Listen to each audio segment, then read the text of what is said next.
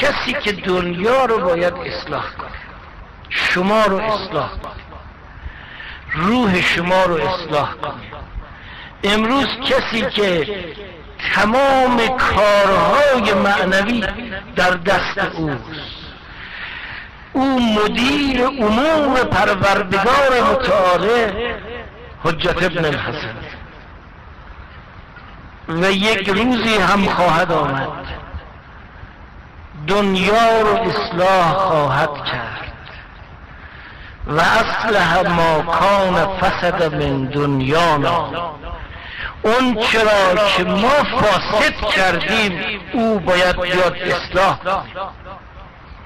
اون چرا که زمان ما و در اثر ندانم کاری هامون چه از نظر زمامدارهای خود سر و نااه و چه از نظر اعمال شخصی ما فاسد کردیم، حجت ابن الحسن میاد اصلاح میکنه.